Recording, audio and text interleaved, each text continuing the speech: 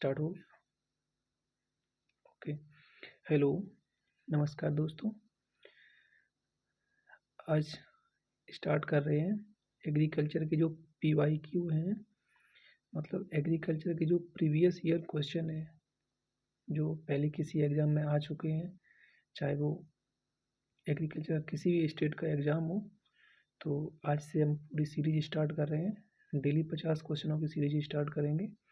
जो भी important question है जो किसी न किसी एग्ज़ाम में पूछे गए हैं, तो उनको लेके डिस्कस करेंगे और उम्मीद करेंगे आप लोगों को अच्छा लगेगा, आप लोगों का रिवीजन होगा इन क्वेश्चनों से।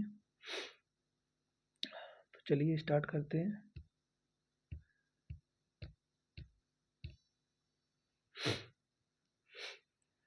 तो सबसे पहले तो ये बता दें, जो आज क्वेश्चन हम सॉल्व कर रहे हैं ये DSSB PGT एग्ज़ाम का है, जो 2018-19 में वैकेंसी आई थी, उस टाइम हुआ था। तो उस टाइम इसका जो पैटर्न था एग्ज़ाम का, 100 क्वेश्चन GS का था, मतलब सेक्शन ए और सेक्शन बी में 100 क्वेश्चन था एग्रीकल्चर का पूरा। तो जो बी सेक्शन है इसमें से आज मैंने 50 क्वेश्चन सिलेक्ट किए हैं, तो उन्हीं को आज डिस्कस करना है। देखते हैं पहला question. Blue revolution refers to, मतलब नीली क्रांति किससे संबंधित है? तो इसका सही आंसर हो जाएगा फिशरीज से, मतलब मछली उत्पादन से। यही बात करते हैं कि और कौन कौन सी क्रांतियाँ होती हैं। जैसे सिल्वर क्रांति होती है तो वो एग प्रोडक्शन से हो जाएगी।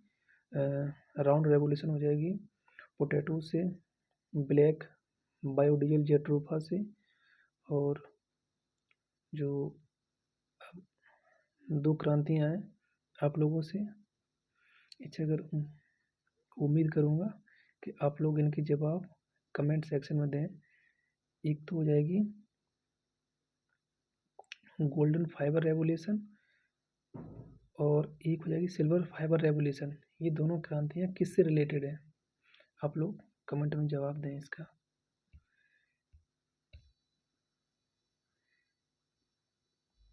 नेक्स्ट क्वेश्चन की बात करते हैं। If the dew point temperature is above the freezing then which among the following take place? इसका राइट आंसर हो जाएगा फर्स्ट, ड्यू। इसके बाद नेक्स्ट क्वेश्चन है the Indian standard time is related to longitude. ये तो बहुत सिंपल क्वेश्चन है, हालांकि काफ़ी एग्जाम में पूछा जाता है। पहले तो इसका बता दें, इसका आंसर तो हो जाएगा पहला, फर्स्ट आंसर हो जाएगा। और जो भारतीय मानक समय रेखा है वो मतलब कहाँ से निकली है ये पूछ रहा है। सबसे पहले तो इसको देखिए समझते हैं। ये अपनी बनी हुई पृथ्वी, और ये हो जाएगी इक्वेटर, ये इक्वेटर हो जाएगी। तो ऊपर उत्तरी गोलार्ध, ये ऊपर हो जाएगा उत्तरी गोलार्ध, नीचे हो जाएगा दक्षिणी गोलार्ध। जो भारत की स्थिति है यहाँ पर आती है, तो भारत की स्थिति अगर देखें पूरे पृथ्वी ग्लोब पे, तो उत्तर पूर्वी गोलार्ध में है ये, यहाँ पे इस तरह से यहाँ भारत की कंडीशन हो जाएगी ये। अगर यूपी में देखें, जो भारत की मानक समय सीमा रेखा है, एक भारत का मैप ड्रॉ कर लेते हैं उल्टा सीधा ऐसे ही से।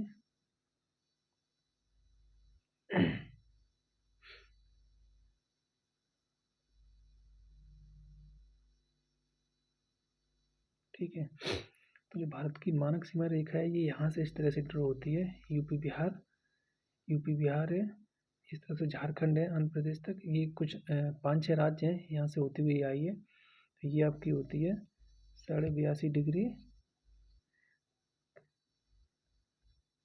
Eastern longitude. ठीक है, क्लियर। इसके बाद बात करते हैं नेक्स्ट क्वेश्चन की। अगला क्वेश्चन हो जाएगा विच is the largest jute producing state in India? इसका आंसर हो जाएगा आपका वेस्ट बंगाल, बी आंसर। इसके बाद 104 के बाद 105 क्वेश्चन ये पूछा गया है। Red colour in petals of a rose flower is due to the presence of, मतलब जो गुलाब की पंखुड़ी होती है रेड कलर की होती है वो किसके कारण होती है? तो इसका तो देखिए एलिमिनेशन के द्वारा भी निकाल सकते हैं, क्लोरोफिल हो नहीं सकता है। जेंथोफिल में जो मैरीगोल्ड होता है, गेंदा की जो पीली वो पेटल्स होती हैं उसमें होता है, ये होगा नहीं। कैरोटीन इसका होगा नहीं, तो इसका राइट आंसर हो जाएगा आप लोगों का एंथोसाइनिन। ओके, इसके बाद नेक्स्ट क्वेश्चन हो जाएगा the percentage of water in a typical plant cell is about, इसका हो जाएगा 85। जल्दी जल्दी मैं बता दे रहा हूँ, आप लोग बस इनको याद कर लीजिए। सीधे सीधे क्वेश्चन डायरेक्ट एग्जाम में पूछे जाते हैं, इनमें कुछ ज़्यादा समझाने का वो है नहीं। Plant age can be found out from, इसका आंसर हो जाएगा एनुअल रिंग। इसके बाद नेक्स्ट क्वेश्चन हो जाएगा बोर्डेक्स मिक्सचर, ये क्या है? ये तो सभी को पता है, बेसिक सा क्वेश्चन है। ये एक फंजीसाइड है जिसको PME मिलार्डेट एक वैज्ञानिक थे, इन्होंने 1882 में जो यूनिवर्सिटी का मुझे नाम ध्यान नहीं आ रहा, शायद कैलिफोर्निया यूनिवर्सिटी थी फ्रांस में, वहाँ पे इसको डिस्कवर किया था। ये फंजीसाइड है। ओके, नेक्स्ट क्वेश्चन करते हैं, ज़्यादा टाइम बर्बाद नहीं करेंगे नहीं तो क्वेश्चन छूट जाएंगे। अभी तो कितने हुए हैं, 100, केवल 8 क्वेश्चन हुए हैं। ओके, नेक्स्ट क्वेश्चन की बात करते हैं। Milk is deficient in, milk में किसकी कमी पाई जाती है? देखिए मिल्क में प्रोटीन होती है, मिल्क में वाटर भी होता है, फैट भी होती है, लेकिन मिल्क में आयरन की मात्रा बहुत कम, ना के बराबर होती है। Okay, molasses is by product of, जो मोलिसिस जो होता है बाई प्रोडक्ट किसका है? तो इसका राइट आंसर हो जाएगा शुगर केन। शुगर केन के ये बाई प्रोडक्ट होते हैं, जैसे मोलिसिस है, जेगेसिस है और प्रेसमड है, ये पूछे जाते हैं। एक बार आप लोग देख लेना सही से, शुगर कैन की क्रॉप में ये बहुत पूछे जाते हैं, और इनका ये भी देख लेना किस किस में यूज होते हैं। ये बहुत अच्छा क्वेश्चन है, काफ़ी जगह मैंने देखने को मिला है। इसके बाद नेक्स्ट क्वेश्चन आता है decomposition of protein is lead to, इसका राइट आंसर हो जाएगा अमीनो एसिड। ओके, इसके बाद नेक्स्ट क्वेश्चन है जो पेनिसिलिन एंटीबायोटिक होती है, इसकी खोज किसने की थी? तो इसकी जो खोज की थी, ये वैज्ञानिक है आपके अलेक्जेंडर एंड फ्लेमिंग ने इसकी खोज की थी 1929 में। इसमें आप लोगों से एक रिक्वेस्ट है, आप लोग, मुझे अभी ध्यान नहीं आ रहा है, ठीक है, ये एंटीबायोटिक है ये, हाँ ये इसमें ये पूछा जाता है ये किस फंगस से तैयार की जाती है, इसको आप लोग देख लीजिए, नहीं तो मैं जो अभी नेक्स्ट वीडियो बनाऊंगा उसमें मेंशन कर दूंगा ये वाला क्वेश्चन, तब पूरा सही से एक्सप्लेन कर दूंगा। ओके, नहीं तो आप लोग सर्च करके देख लेना। इसके बाद नेक्स्ट क्वेश्चन है अमूल लोकेटेड, ये बहुत सिंपल क्वेश्चन है, लेकिन पहले इसकी बहुत डिमांड थी, अब तो प्रेजेंट टाइम नहीं पूछा जा रहा है, और ये पेपर भी 2018-19 का है, पहले बहुत पूछा जाता था। तो सबसे पहले तो देख लेते हैं अमूल का फुल फॉर्म क्या है। अमूल का फुल फॉर्म हो जाएगा Amul milk union limited.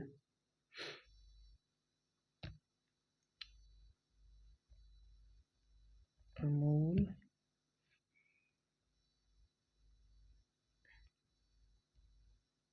Milk, Amul milk union limited, ये तो इसका फुल फॉर्म हो जाएगा। और बात करें ये लोकेटेड कहाँ है, ये आपका हो जाएगा आनंद गुजरात में। और ये भी क्वेश्चन पूछा जाता है इसकी स्थापना किसने की थी? तो इसकी स्थापना की थी एक व्यक्ति थे त्रिभुवन दास पटेल, ये लिख लीजिए आप लोग, बहुत बढ़िया क्वेश्चन है, त्रिभुवन दास पटेल। ओके, त्रिभुवन दास पटेल, आप लोगों को दिख नहीं रहा हो क्लियर तो आप सुन लो, त्रिभुवन दास पटेल, इसकी जो स्थापना की थी वो 1946 ईस्वी में की थी, ठीक है। और ये लोकेटेड हो जाएगा कहाँ पे? आनंद गुजरात में,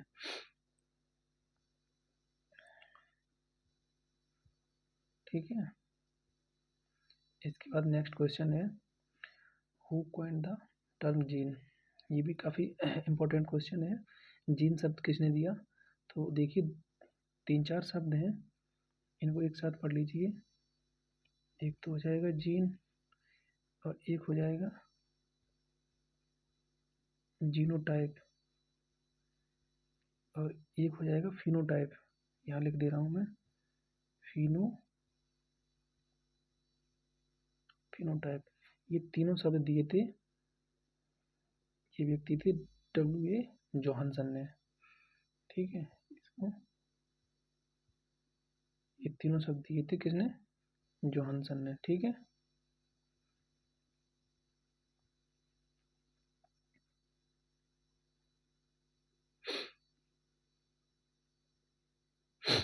नेक्स्ट क्वेश्चन की बात करते हैं।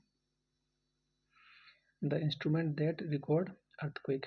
भूकंप को नापने के लिए किस यंत्र का यूज करते हैं? इसका आपका राइट आंसर हो जाएगा सीस्मोग्राफ। ओके, इसका राइट आंसर सीस्मोग्राफ हो जाएगा। इसके बाद नेक्स्ट क्वेश्चन हो जाएगा, agriculture census in India is held every. जो एग्रीकल्चर की जो जनगणना होती है या जो गणना होती है, ये प्रत्येक 5 साल में की जाती है। जो अपनी ह्यूमन वाली होती है 10 साल पे होती है, और ये जो सेंसस होती है एवरी 5 ईयर। ओके, इसके बाद नेक्स्ट क्वेश्चन है, the type of soil ideal for groundnut cultivation. मूंगफली की खेती के लिए सबसे अच्छी मिट्टी कौन सी होती है? तो इसका राइट आंसर हो जाएगा Sandy loam soil. Sandy loam, बलुई दोमट मृदा के लिए सॉइल हो नहीं सकती है, के लिए सॉइल में मूंगफली हो नहीं पाएगी। इसके लिए मूंगफली के लिए सॉइल कैसी चाहिए? लाइट सॉइल चाहिए, ना कि कम्पैक्ट या हार्ड सॉइल, क्योंकि मूंगफली कहाँ पे होती है? जमीन के नीचे होती है, इसलिए। इसके बाद नेक्स्ट क्वेश्चन हो जाएगा, who among the following was known as the father of modern genetics. Brown J Johannsen. इसमें देखिए ऑप्शन तो गलत दिए गए हैं, अकॉर्डिंग टू ऑप्शन। वैसे तो बुक में दिया गया है जो मॉडर्न जेनेटिक्स के फादर होते हैं वो T.H. मॉर्गन।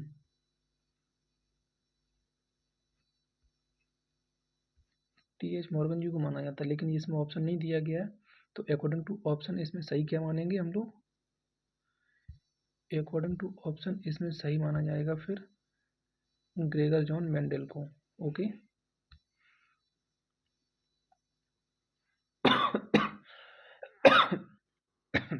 सॉरी दोस्तों।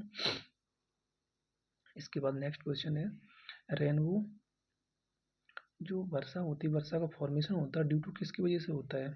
डिफ्रैक्शन होता है, पोलराइजेशन होता है, रिफ्रैक्शन होता है, रिफ्लेक्शन होता है। तो इसका राइट आंसर हो जाएगा रिफ्रैक्शन।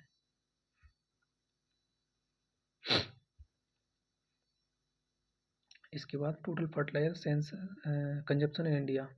ये तो पुराना डाटा है उस टाइम का, अब तो चेंज हुआ है, नया डाटा आप लोग देख लेना। ये तो उस टाइम का डाटा था, तो इसका तो राइट आंसर वैसे तो 30 मिलियन टन था। इसके बाद नेक्स्ट क्वेश्चन की बात करते हैं।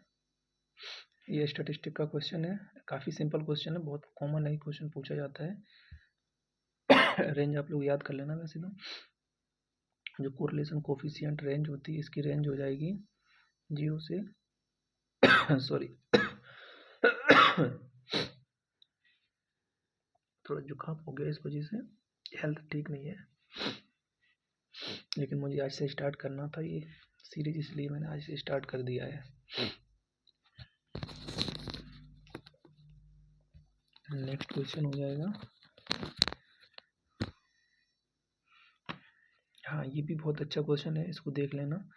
मतलब किस पॉइंट पर जो फ़ारेनहाइट होता है और डिग्री सेल्सियस होता है, फ़ारेनहाइट और डिग्री सेल्सियस किस पॉइंट पे इक्वल हो जाते हैं, सेम होते हैं?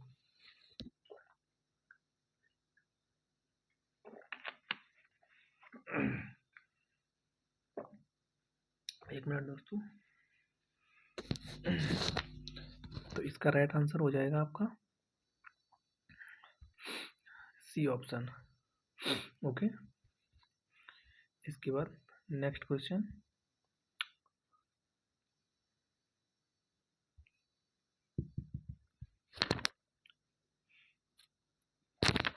इसके बाद नेक्स्ट क्वेश्चन हो जाएगा,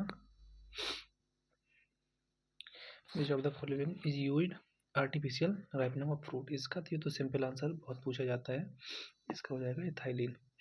ओके, इसके बाद होता है विच of the following is the modified stem of A plant.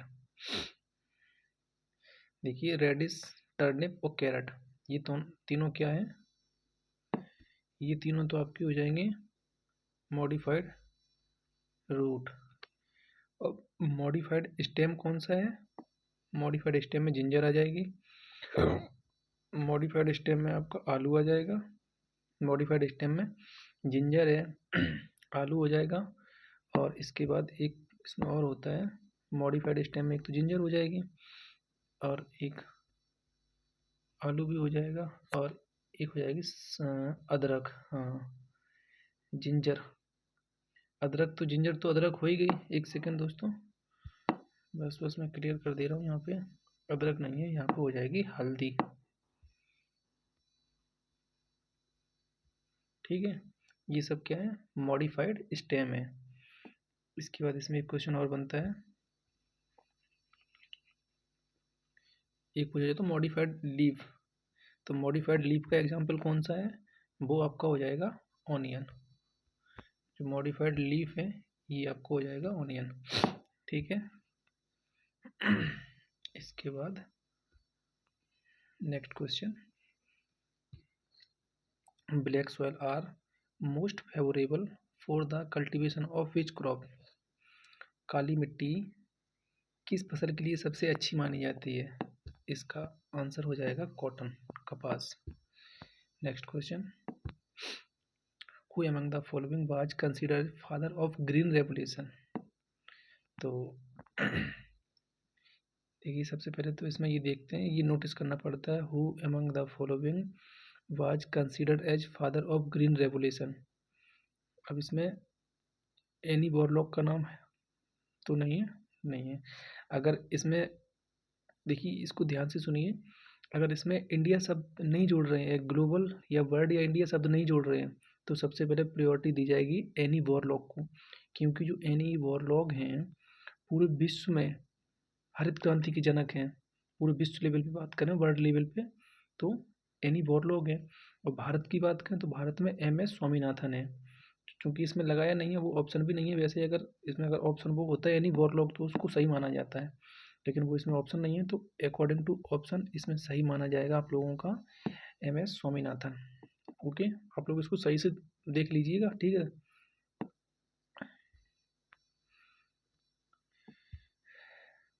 इसके बाद हो जाएगा next question, which of the following green manuring crop. बाजरा, मेज, सोरगम, ये तीनों तो है नहीं, इसका आंसर हो जाएगा ये। इसके बाद नेक्स्ट क्वेश्चन है, the original seed produced for the first time by the plant breeder is called. तो अकॉर्डिंग टू ऑप्शन इसका आंसर हो जाएगा न्यूक्लियस सीड।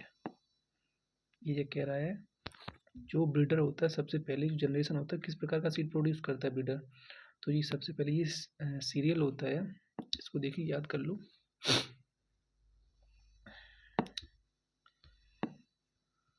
यहीं देख ले रहे हैं। सबसे पहले होता है न्यूक्लियस सीड।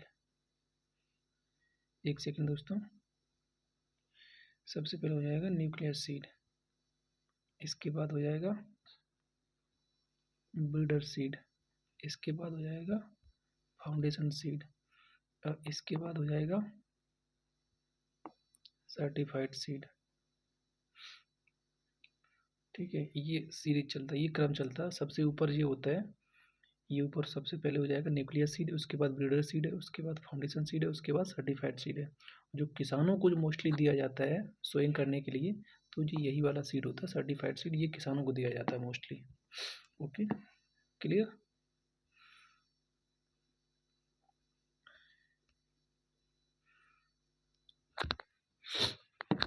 अगला क्वेश्चन देखते हैं, the pink city of India is, गुलाबी सिटी के नाम से किस शहर को जानते हैं, इसका राइट आंसर हो जाएगा जयपुर। नेक्स्ट क्वेश्चन,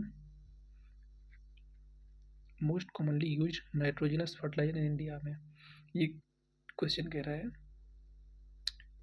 भारत में सबसे ज़्यादा जो मोस्टली नाइट्रोजनस फर्टिलाइजर है, नाइट्रोजन युक्त फर्टिलाइजर है, सबसे ज़्यादा कौन सा यूज होता है? तो इसका आंसर हो जाएगा यूरिया। यूरिया कम से कम टोटल नाइट्रोजनस फर्टिलाइजर का 80%, जितना भी नाइट्रोजन फर्टिलाइजर यूज हो रहा है उसका 80% अकेले यूरिया यूज हो रहा है। Okay, which of the following fertiliser are not produced in India? इसका राइट आंसर हो जाएगा आपका पोटेशियम। क्या? पोटेशियम, ठीक है। पोटास एक ऐसा फर्टिलाइजर होता है जो अपने भारत में प्रोड्यूस नहीं किया जाता है। भारत में ये पूरा कहाँ से होता है? इसमें पूरा इसका इम्पोर्ट किया जाता है। तो ये क्वेश्चन घुमा के ऐसे भी पूछता है कि ऐसा कौन सा फर्टिलाइजर है जो कम्प्लीटली इम्पोर्ट किया जाता है, मतलब दूसरे देशों से मंगवाया जाता है। Okay, next question, which of the following crop has highest cultivated area in the world? ये भी अच्छा क्वेश्चन है, काफ़ी बार पूछा जाता है, हमने भी काफ़ी एग्जाम दिए हैं। अभी मैंने एसटीए का एग्ज़ाम दिया था पिछली बार, तो शायद उसमें भी पूछा गया था। तो इसका वैसे तो राइट आंसर हो जाएगा व्हीट। अगर यहाँ पूछ दें कि सबसे ज़्यादा जो भारत में कौन सी क्रॉप उगाई जाती है, तो भारत के लिए हो जाएगी इसमें धान। ठीक, भारत में सबसे ज़्यादा धान उगाया जाता है, और पूरे वर्ल्ड लेवल पे बात करें तो व्हीट हो जाएगा। ओके, इसके बाद नेक्स्ट क्वेश्चन हो जाएगा, विच of the following is not a serial? निम्नलिखित में से कौन सी खाद्यान्न वाली फसल नहीं है? देखो, गेहूँ ये आपका खाद्यान्न है, मक्का भी सीरियल में आएगा, बार्ली भी सीरियल में आएगा, ये आपका खाद्यान्न में नहीं आएगा, शुगर केन। तो इसका राइट आंसर हो जाएगा शुगर केन। ओके, इसके बाद the scientific name of wheat, गेहूं का वैज्ञानिक नाम क्या है? तो इसका राइट आंसर हो जाएगा ट्रिटिकम एस्टिवम। ओराइजा सेटाइवा ये आपका हो जाएगा धान का। मेडिकागो सेटाइवो ये हो जाएगा रिजका, जो चारे वाली फसल है, और जिया मेज हो जाएगा मक्का का। ओके, इसके बाद potatoes store food mostly in the form of, जब पोटैटो जो फूड स्टोर होता है वो किस फॉर्म में होता है? तो इसका तो राइट आंसर हो जाएगा स्टार्च। पोटैटो जो आलू में फूड स्टोर होता है वो किस रूप में होता है? स्टार्च के रूप में। ओके, इसके बाद next question, the molecular which store the genetic material? तो इसका राइट आंसर हो जाएगा DNA. Okay, next question,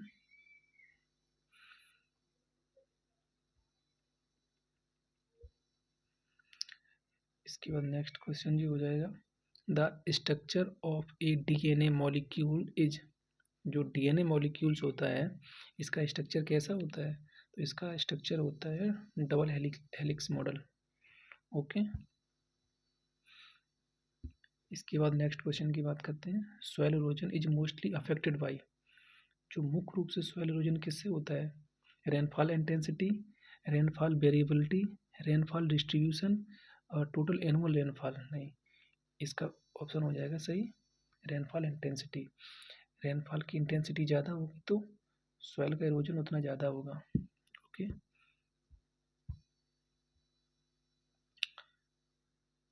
the main effect of rain drop erosion is?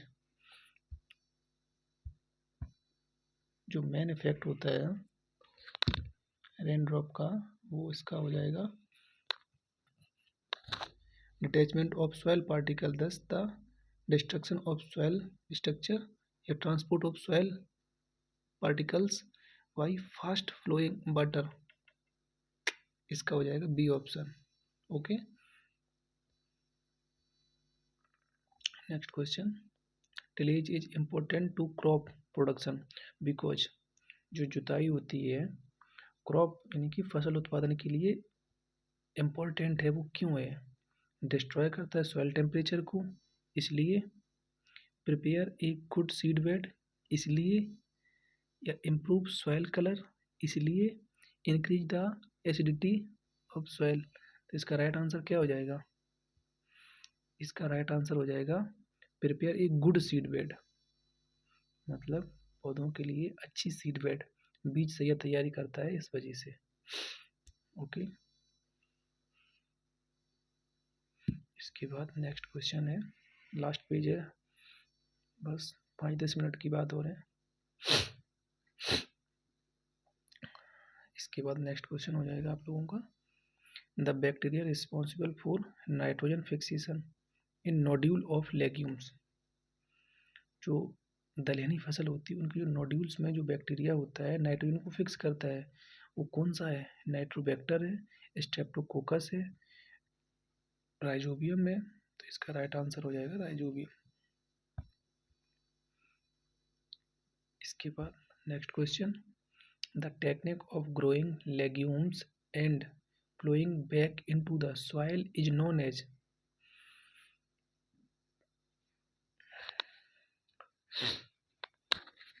क्या कह रहा है? पहले तो क्वेश्चन समझते हैं सही से। द टेक्निक है, ग्रो करते हैं लेग्यूम्स, अच्छा, जो दलहनी फसल को उगाते हैं, एंड प्लोइंग कर देते हैं, जोताई कर देते हैं, बैक इनटू द किसमें? खेत में। अच्छा, जो दलहनी फसल होती है उसको उगाते हैं और फिर उसको खेत में ही पलट दिया जाता है, तो उसको क्या कहेंगे? उसको कहेंगे ग्रीन मैन्योरिंग, हरी खाद। ओके, उसके बाद है 143 question, which is the most commonly used potassium fertiliser. Question कह रहा है निम्नलिखित में से कौन सा मुख्य रूप से पोटासिक फर्टिलाइजर है जो सबसे ज़्यादा यूज होता है? तो इसका आपका आंसर हो जाएगा muriate of potash, C option. इसके बाद हो जाएगा the rate of entry of water into the soil would be best described. तो वैसे देखिए इसका आंसर तो हो जाएगा, आपको आंसर पहले बता दें, इसका आंसर हो जाएगा इनफिल्ट्रेशन, इनफिल्ट्रेशन रेट। आपको एक कॉन्सेप्ट भी क्लियर करवाना है, ध्यान से सुनिए आप लोग, एक सेकंड दोस्तों, यहाँ क्लियर कर दे रहे हैं, ठीक है। 3 टर्म होंगे, आपने सुने होंगे, एक तो होता है इनफिल्ट्रेशन होता है, एक सेकंड, एक होता है इनफिल्ट्रेशन,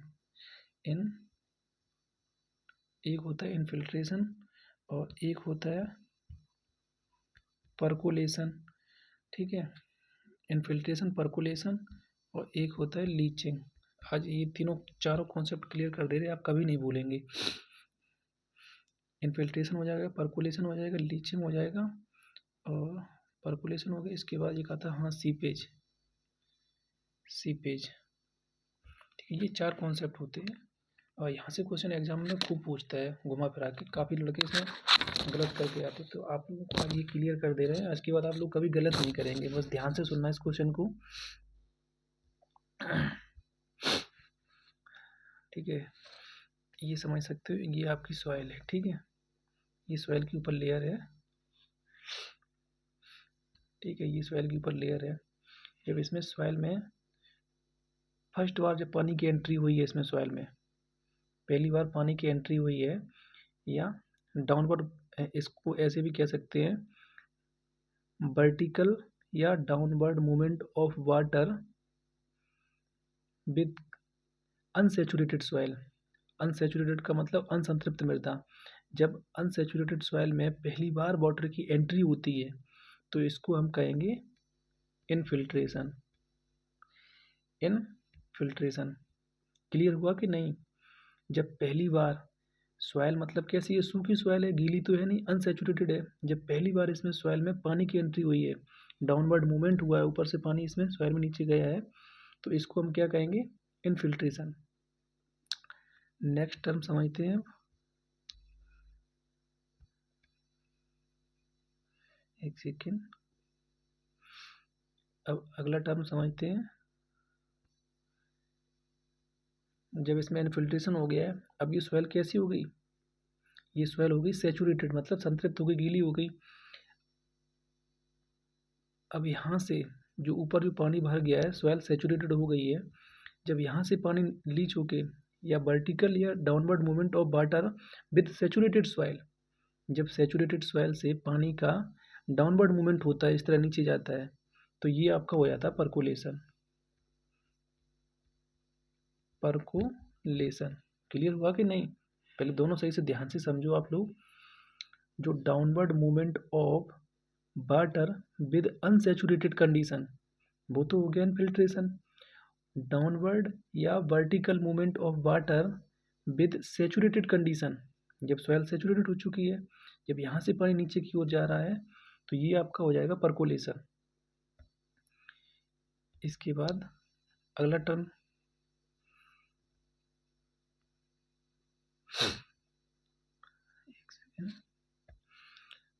अगला टर्म है आपका लीचिंग। लीचिंग तो बिल्कुल सिंपल, आप लोग समझ ही जाएंगे। लीचिंग पूरा सेम परकोलेशन की तरह ही है। जब यहाँ पानी भर गया है, सैचुरेटेड सॉइल हो गई, मान के चलिए यहाँ खेती कर रहे हैं, ये होराइजन के नीचे का सॉइल है, ठीक है, ये वन होराइजन है। जब यहाँ से पानी लीच होके पानी का डाउनवर्ड मूवमेंट होता है विद किसके साथ? न्यूट्रिएंट एंड सॉल्ट के साथ। ऐसे कह सकते हैं downward movement of water with nutrient, that is leaching. कहते नहीं कि पानी लीच कर गया, पानी रिस गया नीचे। जब न्यूट्रिएंट्स के साथ पानी लीच करके नीचे पहुंच जाता है 20 स्तर में, तो उसको बोलते हैं लीचिंग। ये भी क्लियर हो गया होगा। इसके बाद नेक्स्ट टर्म है सीपेज। तो सीपेज समझने के लिए सबसे पहले इसको इरेज करते हैं। पहली बात तो सीपेज खेत से बहुत कम देखने को मिलता है। सीपेज कहाँ होता है? जो नदी नाले होते हैं, जैसे नहर है ये, ठीक है, इस तरह से ये पानी बह रहा है इसमें, ठीक है, इस तरह से ये नदी नाले हैं ना, ये पानी बह रहा है इसमें, ये पानी भरा है। तो सीपेज का सिस्टम होता है, वो चारों टर्म बताए थे ना, उनका तो हो रहा है वर्टिकल। वर्टिकल का मतलब इस तरह से नीचे डाउनवर्ड मूवमेंट हो रहा है, और हॉरिजॉन्टल का मतलब होता है इस तरह से इधर मूवमेंट हो रहा है पानी का। ये याद कर लो ट्रिक से, हॉरिजॉन्टल में इस तरह से होगा और वर्टिकल में इस तरह से होगा। अब इनका हिंदी वो आप देख लेना क्या है, मुझे इतना नहीं पता है, मैं ज़्यादातर इंग्लिश में तैयार किया हूँ पहली बात। तो इसमें होगा क्या, हॉरिजॉन्टल, इसमें क्या होता है, पानी हॉरिजॉन्टल लीच कर जाता है इस तरह से, जैसे ये नदी नाले ना, पानी इधर इधर इस साइड ये लीच कर जाएगा। ऐसे भी कह सकते हो horizontal movement of water, that is seepage. ठीक है, आई होप आप लोगों के चारों टर्म क्लियर हो गए होंगे। अब मुझे नहीं लगता इससे अच्छा कोई समझा पाएगा।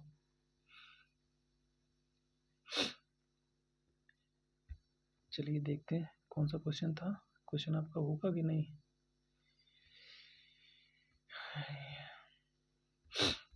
ओके, ये वाला क्वेश्चन था आपका, विच of the following soil water type in most of the important crop growth के लिए, फसलों के ग्रोथ के लिए या पौधों को उगाने के लिए पौधे मतलब कौन सा पानी लेते हैं, तो इसका राइट आंसर हो जाएगा कैपिलरी वाटर। जब नेक्स्ट वीडियो बना के लाएंगे तब आपको समझाएंगे चारों वाटर क्या होते हैं। कैपिलरी वाटर होता है, हाइग्रोस्कोपिक वाटर होता है और ग्रेविटेशनल वाटर होता है। पहले तो थोड़ा थोड़ा मोटा मोटा समझ लो। इस तरह से ये है, टेंशन है जीरो पे, यहाँ सैचुरेटेड कंडीशन है, यहाँ प्लस प्लस, यहाँ मतलब जैसे ये प्लस में जाएंगे इधर बाढ़ की समस्या आएगी। यहाँ जीरो हुआ है, यहाँ माइनस में वैल्यू हो रही है, तो जो ये हो जाएगा फील्ड कैपेसिटी हो जाएगी, ठीक है। और ये हाइग्रोस्कोपिक कोफिशिएंट है। तो यहाँ जो क्वेश्चन पूछा था फील्ड कैपेसिटी सैचुरेटेड कंडीशन के बीच में जो वाटर होता है वो होता है आपका ग्रेविटेशनल वाटर, गुरुत्वाकर्षण वाटर, जो पौधे के किसी काम का नहीं होता है, नीचे रिस्क के चला जाता है। और हाइग्रोस्कोपिक और फील्ड कैपेसिटी के बीच में जो वाटर होता है, ठीक है, हाइग्रोस्कोपिक और फील्ड कैपेसिटी के बीच में वाटर जो होता है उसको बोलते हैं कैपिलरी वाटर, जो पौधे यूज कर पाते हैं, ठीक है। तो इसका राइट आंसर हो जाएगा वी। इसके बाद इसका आंसर हो जाएगा science that deal with the control of insect. ऐसी कौन सी विज्ञान है जिसमें इंसेक्ट कंट्रोल जो होते हैं उसकी स्टडी की जाती है? तो इसका राइट आंसर हो जाएगा आपका एंटोमोलॉजी। ओके,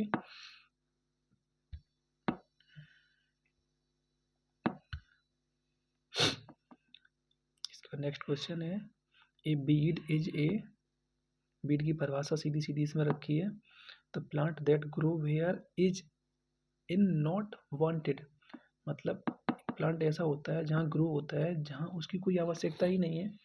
खरपतवार का मतलब ही कैसा, खरपतवार का मतलब सीधा है ऐसा प्लांट जहाँ वो ग्रो हो रहा है अनवांटेड है, जिसका कोई वांटेड यूज नहीं है, तो उसको क्या कहेंगे, खरपतवार कहेंगे। ठीक है, बी आंसर हो जाएगा इसका।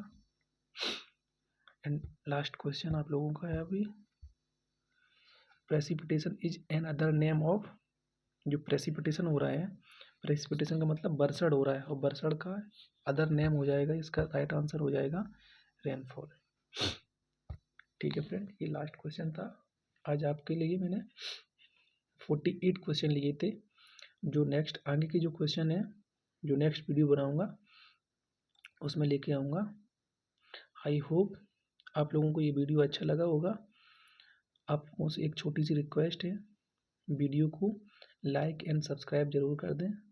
इससे क्या होगा, क्या मेरा भी मोटिवेशन मनोबल बना रहेगा वीडियो बनाने में, मुझे भी अच्छा लगेगा और आप लोगों को भी फ़ायदा रहेगा, आप लोगों को क्वेश्चन तैयार होंगे।